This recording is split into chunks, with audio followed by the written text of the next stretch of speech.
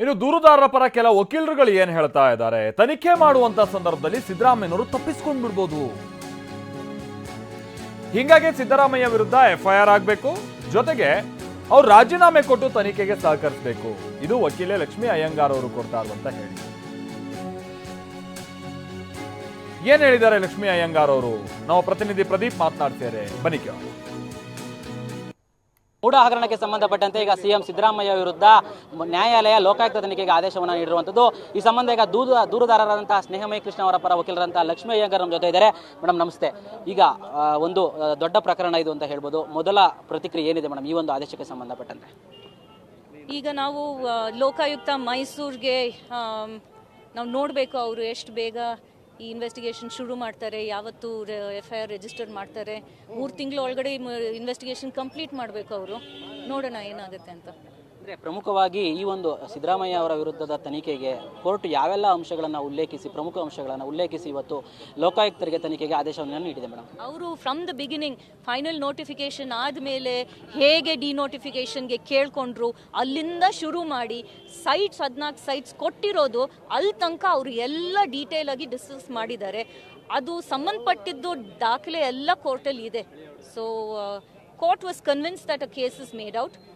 ನಮಗೆ honourable ಗವರ್ನರ್ನು his excellency ಅವರು ಇದು ಸ್ಯಾಂಕ್ಷನ್ ಮಾಡಿ ಕೊಟ್ಟರು. ಸೊ ಈಗ ಅವರು ಲೋಕಾಯುಕ್ತಗೆ ಡೈರೆಕ್ಷನ್ ಕೊಟ್ಟಿದ್ದಾರೆ 3 ತಿಂಗಳ ಒಳಗಡೆ ಮಾಡಬೇಕು ಅಂತ. ನೋಡೋಣ. ಅಂದರೆ ಸಿಎಂ ಅವರು ಹೇಳ್ತಾ ಇದ್ದು ಬದಲಿ ನಿವೇಶನಗಳನ್ನು ತೆಗೆದುಕೊಂಡಿದ್ದೀವಿ, ನಮ್ಮ ಭೂಮಿ ಕಳ್ಕೊಂಡಿದ್ವು, ಅದಕ್ಕೆ ನಾವು ಬದಲಿ ನಿವೇಶನಗಳನ್ನ ತೆಗೆದುಕೊಂಡಿದ್ವು, ಹೀಗಾಗಿ ನಮ್ದೇನೋ ತಪ್ಪಿಲ್ಲ, ಯಾವುದೇ ಹಗರಣ ನಡೆದಿಲ್ಲ ಅಂತ ಹೇಳಿ ಸಿಎಂ ಸ್ಟ್ಯಾಂಡ್ ಆಗ್ತಿರೋದು. ಅದಕ್ಕೆ ಸಂಬಂಧಪಟ್ಟಂತೆ ಏನು? ಈಗ ಕಾಂಪನ್ಸೇಟ್ರಿ ಸೈಟ್ಸ್ ನಮ್ಮ ಜಮೀನ ತಗೊಂಡ್ರು ಅಂತ ಒಂದು ಅವ್ರ ಜಮೀನು ಇಲ್ಲ, ಯಾಕೆಂದರೆ ಅವ್ರಿಗೆ ಫ್ಲೋ ಆಫ್ ಟೈಟಲ್ ಇಲ್ಲ. Next let's assume that it is their land. ಆವಾಗ ಅವ್ರಿಗೆ ಎಲ್ಲಿ ಆ ಲ್ಯಾಂಡ್ ಅಲಾಟ್ಮೆಂಟ್ ಆಗಬೇಕು, ದೇವನೂರು 3rd ಫೇಸಲ್ಲಿ ಅವರು ಅಕ್ವಿಸಿಷನ್ ಮಾಡ್ಕೊಂಡಿರೋದು ಜಾಗದಲ್ಲಿ ಅವ್ರಿಗೆ ಕಾಂಪನ್ಸೇಟ್ರಿ ಸೈಟ್ಸ್ ಕೊಡಬೇಕು. ಬೇರೆ ಕಡೆ ವಿಜಯನಗರ್ ಹೋಗಿ ಪ್ರೈಮ್ ಏರಿಯಾ ಅಲ್ಲಿ ದೊಡ್ಡ ಸೈಟ್ಸು 14 ಸೈಟ್ ಕೊಟ್ಟರೆ ಆನರಬಲ್ ಚೀಫ್ ಮಿನಿಸ್ಟರ್ನೇ ಹೇಳಿದ್ರು, ಆಯಿತು ವಾಪಸ್ ತಗೊಳ್ಳಿ, 60 ಕೋಟಿ ವಾಪಸ್ ಕೊಡಿ ನನಗೆ ಅಂತ. ಈಗ ನೀವು ಅಲ್ಲಿ ದೇವನೂರು ಹೋಗಿ ಅದೇ ಸೈಟ್ಸ್ನ ಎಷ್ಟು ವ್ಯಾಲ್ಯೂಯೇಷನ್ ಅಂತ ನೋಡಿ, ಅಷ್ಟು ಬರೋಲ್ಲ. ಅಂದರೆ ಪ್ರಮುಖವಾಗಿ ಸಾಮಾನ್ಯ ಜನರಿಗೂ ಸಹ ಡೌಟ್ ಇರುವಂಥದ್ದು, ಸಿಎಂ ಅವರ ಪತ್ನಿ ಹೆಸರಲ್ಲಿದೆ, ಸಿಎಂ ಅವರ ಬಾಮೈದ ಇದನ್ನು ಕೊಟ್ಟಿರುವಂಥದ್ದು. ಆದರೆ ಸಿಎಂ ಅವರ ಪಾತ್ರ ಏನು? ಅವರು ಬರೀ ಕೇವಲ ಸಿಎಂ ಆಗಿದ್ದಾಗ DCM ಆಗಿದ್ದ ಕಾರಣಕ್ಕಾಗಿ ಇದೊಂದು ಪ್ರಭಾವ ಬಳಸಿರುವಂಥ ಆರೋಪ, ಇದೆಷ್ಟು ಸತ್ಯ ಅನ್ನೋದು ಜನರಲ್ಲಿರುವಂತಹ ಪ್ರಶ್ನೆ. ಅದಕ್ಕೆ ಏನು ಹೇಳ್ತೀರಾ ಮೇಡಮ್? ಈಗ ನಾವು ಫ್ಲೋ ಆಫ್ ಟೈಟಲ್ ಆವಾಗಿಂದ ನಾವು ಹೇಳ್ತಾ ಇದ್ವಿ, ಅವ್ರಿಗೆ ಗಿಫ್ಟ್ ಡೀಡ್ ಬಂದಿರ್ಬೋದು, ಗಿಫ್ಟ್ ಡೀಡೇ ಸರಿಗಿದೆಯೋ ಇಲ್ವೋ ಅಂತ ಅದು ಮೊದಲು ನೋಡಬೇಕು. ಅವ್ರ ಬ್ರದರ್ಗೆ ಹೆಂಗೆ ಬಂತು, ಇದೆಲ್ಲ ಸೆಟಪ್ ಆಗಿರೋದು. ಇದು ಚೀಫ್ ಮಿನಿಸ್ಟರ್ ರೋಲು ದೇವರಾಜು ಇಂದ ಶುರು ಆಗಿರೋದು. ಅವ್ರಿಗೂ ಎಲ್ಲಿಂದಾನೋ ಸ್ಟಾರ್ಟಿಂಗ್ ಪಾಯಿಂಟ್ ಬೇಕಾಗಿರುತ್ತಲ್ವಾ. ಸ್ಟಾರ್ಟಿಂಗ್ ಪಾಯಿಂಟ್ ಇಸ್ ದೇವರಾಜುನ ಇಟ್ಕೊಂಡು ಇದನ್ನೆಲ್ಲ ಕ್ಲಿಯರ್ ಮಾಡಿಸ್ಕೊಂಡಿದ್ದಾರೆ.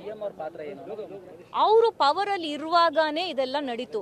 ಯಾವ ಟೈಮಲ್ಲಿ ಅವರು ಆಕ್ಚುಲಿ ಲಾಸ್ಟ್ ಇಸ್ ಎಲೆಕ್ಷನ್ಸ್, ಆವಾಗ ಜನತಾದಲ್ಲಿ ಜಾಯಿನ್ ಮಾಡಿಬಿಟ್ಟು ಆ ಟೈಮಲ್ಲಿ ಲಾಸ್ಟ್ ಎಲೆಕ್ಷನ್ಸ್, ಆವಾಗ ಏನು ನಡೆದಿಲ್ಲ.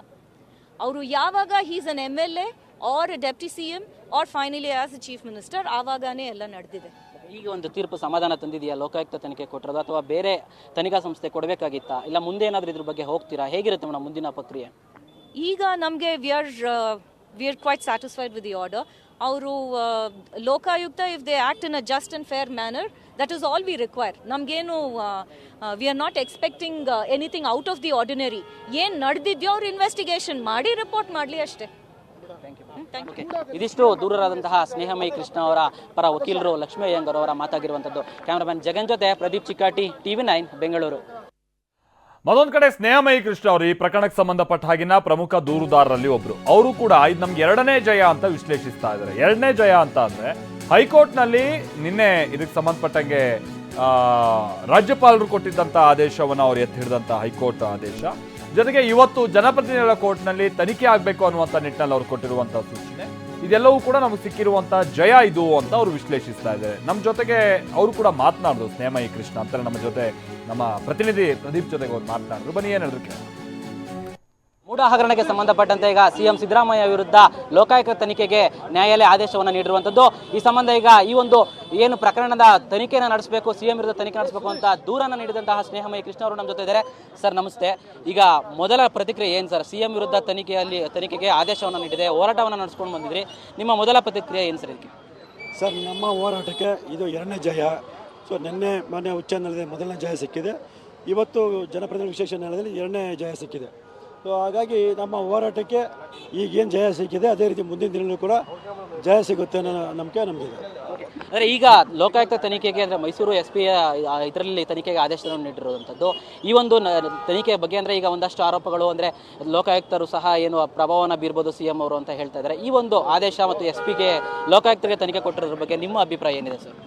ಸರ್, ಈಗ ಮಾನ್ಯ ನ್ಯಾಯಾಲಯ ತಮ್ಮ ವ್ಯಾಪ್ತಿ ಪ್ರಕಾರ ಒಂದು ಮೈಸೂರು ಲೋಕಾಯುಕ್ತ SP ಅವರಿಗೆ ಆದೇಶ ಮಾಡಿದರೆ, ಸೊ ಅಲ್ಲಿ FIR ದಾಖಲೆ ನಂತರ ಈ ಪ್ರಕರಣವನ್ನು CBI ಕೊಡಿಸೋದಕ್ಕೆ ನಾವು ಮಾನ್ಯ ಉಚ್ಚ ನ್ಯಾಯಾಲಯದಲ್ಲಿ ಒಂದು ಅರ್ಜಿ ಸಲ್ಲಿಸಬೇಕು ಅಂತ ನಿರ್ಧಾರ ಮಾಡಿದ್ವಿ.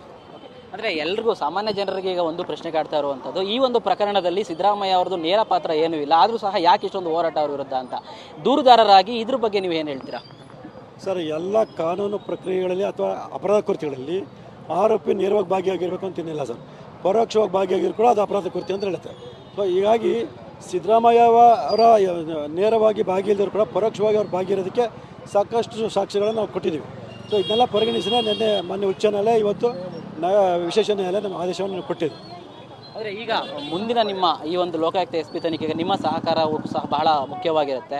CM ಸಿದ್ದರಾಮಯ್ಯ ಅವರೀಗ ನೈತಿಕವಾಗಿ ಹೊಣೆ ಹೊತ್ತು ರಾಜೀನಾಮೆ ನೀಡಬೇಕು ಅಂತ ಪ್ರತಿಪಕ್ಷಗಳಾದ ಇದು ಮಾಡ್ತಾ ಇದೆ. ನೀವು ನಿಮ್ಮ ಏನು ಹೇಳ್ತೀರಾ ಸರ್? ರಾಜೀನಾಮೆ ಕೊಡಬೇಕಾ ಹೇಗೆ? ಸರ್, ನಾನು ರಾಜೀನಾಮೆ ಕೊಡಬೇಕು ಅಂತ ಒತ್ತಾಯ ಮಾಡಲ್ಲ, ಅವ್ರ ನೈತಿಕ ಹೊಣೆಯನ್ನು ಹೊತ್ತು ಕೊಡಬೇಕಾಗತ್ತೆ. ಯಾಕಂದರೆ ಒಬ್ಬ ಆರೋಪ ವ್ಯಕ್ತಿಯ ವ್ಯಕ್ತಿ ಮುಖ್ಯಮಂತ್ರಿ ಸ್ಥಾನದಲ್ಲಿ ಮುಂದುವರೆದು ಕರ್ನಾಟಕ ರಾಜ್ಯಕ್ಕೆ ಮಾಡತಕ್ಕಂಥ ಅವಮಾನ ನನ್ನ ಪ್ರಕಾರ. ಆಗಾಗ ಅವರು ಅದನ್ನು ತಿಳ್ಕೊಂಡು ಒಂದು ಮುಖ್ಯಮಂತ್ರಿ ಸ್ಥಾನದ ಗೌರವವನ್ನು ಘನತೆಯನ್ನು ಉಳಿಸೋಕ್ಕೋಸ್ಕರ ಆದರೂ ನೈತಿಕ ಹೊಣೆ ಹೊತ್ತು ರಾಜೀನಾಮೆ ಕೊಟ್ಟರೆ ಸೂಕ್ತ ಅನ್ನೋದು ನಾನು ಹೇಳ್ತೇನೆ ಅಷ್ಟೇ. ಇದಿಷ್ಟು ದೂರುದಾರರಾಗಿದ್ದ ಸ್ನೇಹಮಯಿ ಕೃಷ್ಣ ಅವರ ಮಾತಾಗಿರುವಂಥದ್ದು. ಕ್ಯಾಮ್ರಾಮ್ಯಾನ್ ಮಹಂತೇಶ್ ಜೊತೆ ಪ್ರದೀಪ್ ಚಿಕಾಟಿ, TV9 ಬೆಂಗಳೂರು.